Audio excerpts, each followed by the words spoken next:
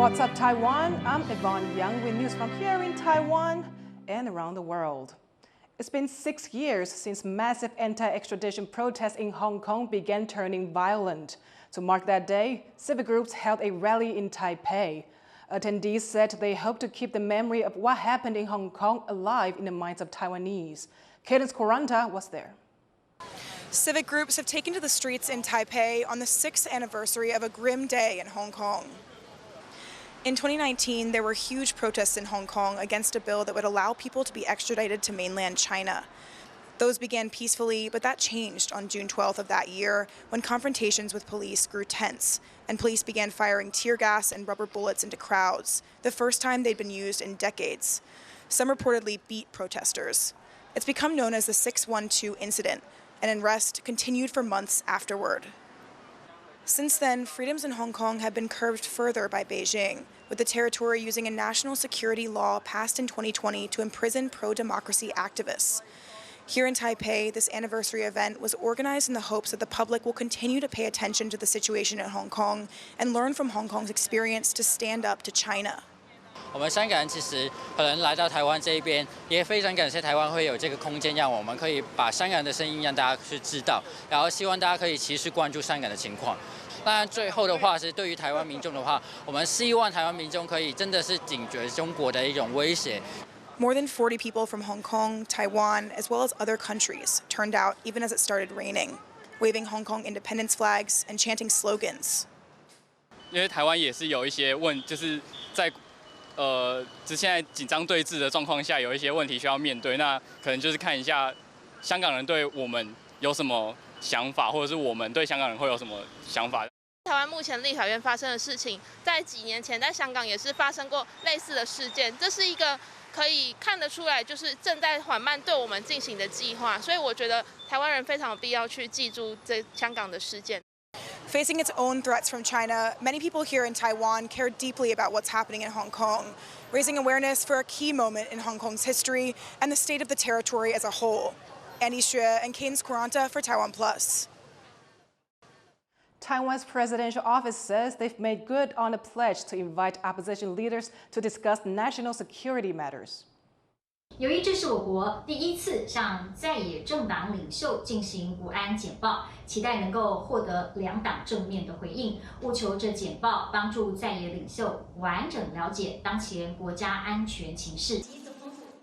The briefing is scheduled for next Wednesday. It was promised by President Lai Ching-te in his first anniversary speech last month as an olive branch to the opposition. It comes amid growing partisan rancor in Taiwan's legislature, with dozens of opposition lawmakers facing potential recall votes in the next few weeks that could see them lose their majority. Israel says Iran has launched 100 drones toward its territory in what is likely retaliation for strikes it carried out on Iran on Friday. Iranian state media footage shows burning buildings and destruction in its capital Tehran after those strikes. Iran says Israel targeted residential areas and that children were among those killed. Israel says the strikes were aimed at nuclear facilities, missile sites, and top military commanders. It's declared a state of emergency. The attacks come hours after an international nuclear watchdog told Iran it was in breach of its non-proliferation obligations. Over 200 people are dead after an Air India flight bound for London crashed just moments after takeoff. As condolences pour in from Taiwan and around the world, investigators have begun the long task of determining what went wrong. John Van Trieste has the latest. Emergency crews sort through the charred wreckage of a Boeing Dreamliner and the belongings of its dead passengers. There's no one here to rescue. Only one of the 242 people on board this Air India flight from Ahmedabad to London survived the crash just seconds after takeoff. Officials say even one survivor is a miracle. मगर 1.25 lakh litre ईंधन विमान के अंदर ही था. The plane carried almost 125,000 liters of fuel, and the temperature rose to extreme levels. There was no chance of saving anyone. I visited the crash site. The retrieval of the dead bodies of the passengers is almost complete. It's clear that this will be one of the worst air crashes in Indian history. But a full death count may take time. The crash may have killed people on the ground, too. The plane barreled into a residential area not far from the runway, hitting this hostel for doctors. Now some medical students inside at the time are themselves hospitalized. There's also no telling yet why the takeoff failed either. Understanding what went wrong will take an exhaustive investigation.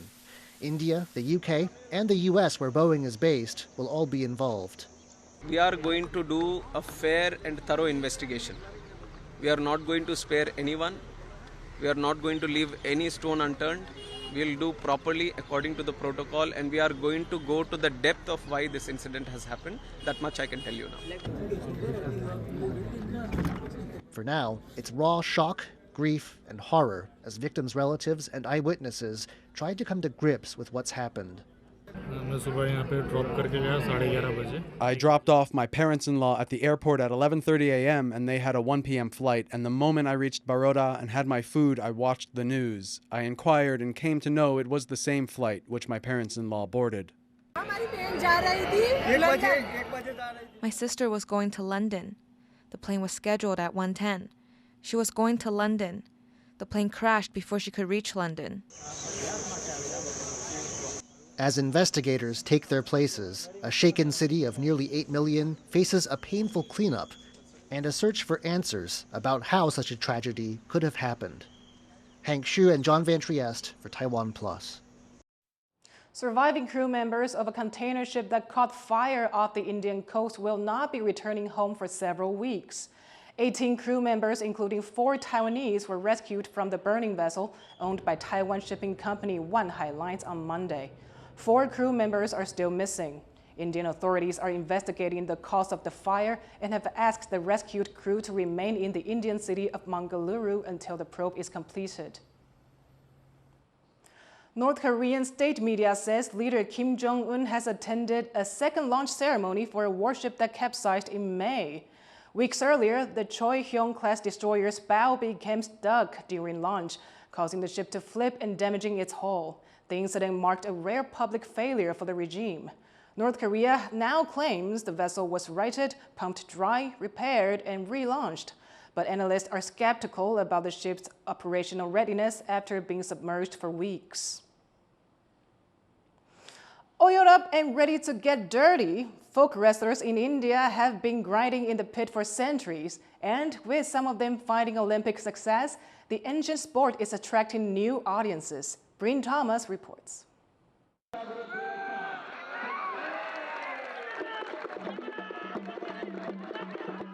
In rural India, wrestling matches have been drawing crowds for thousands of years.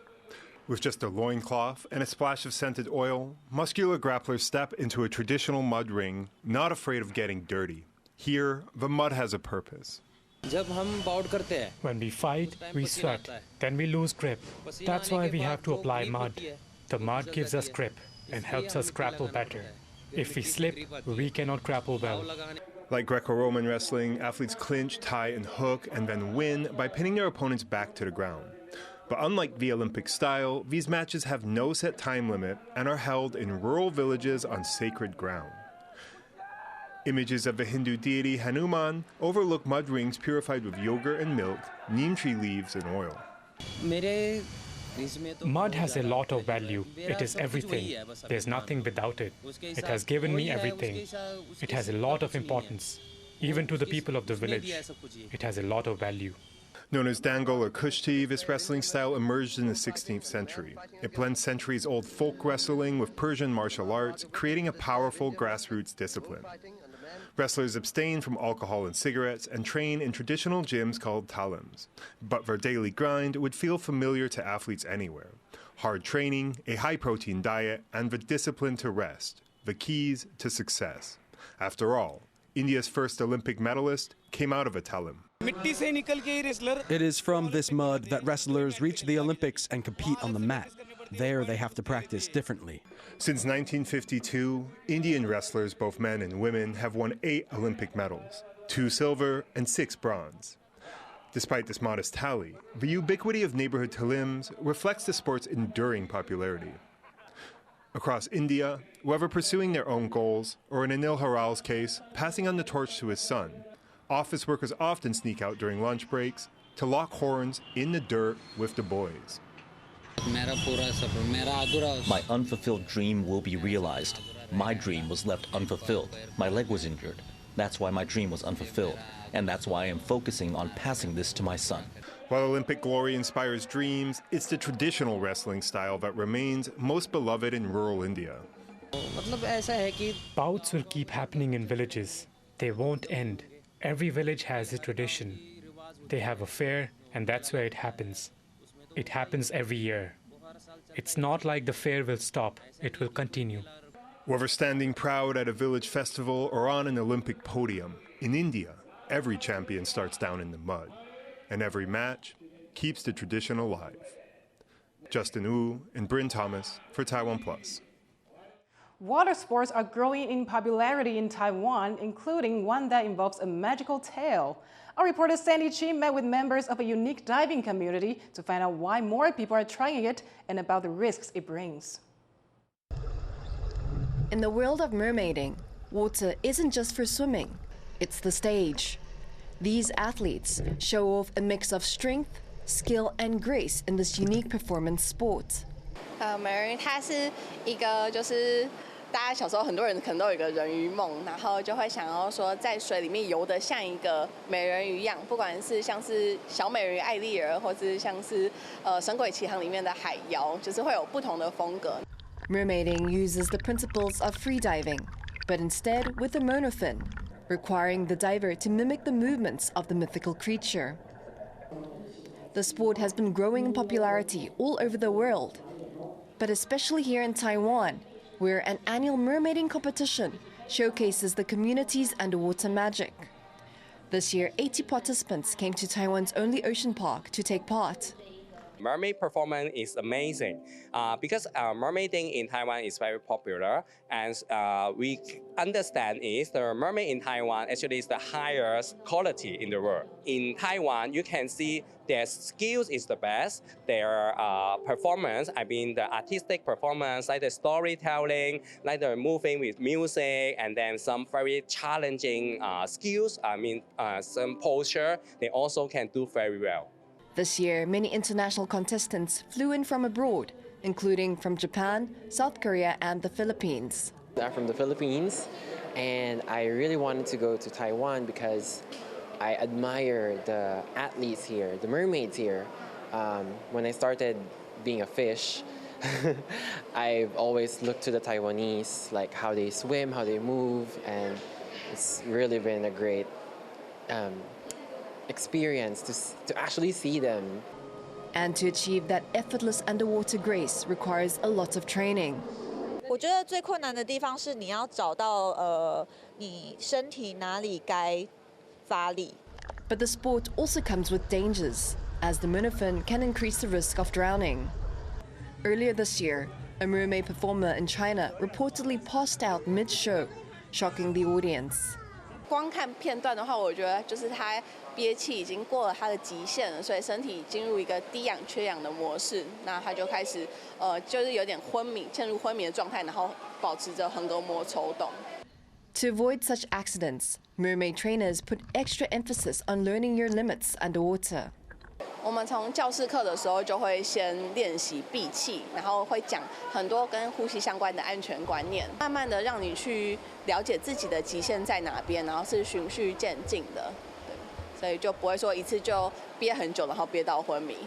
With trainers now focusing more on safety and more people diving into this unique community, don't be surprised to see these mythical creatures making a splash in more pools around Taiwan.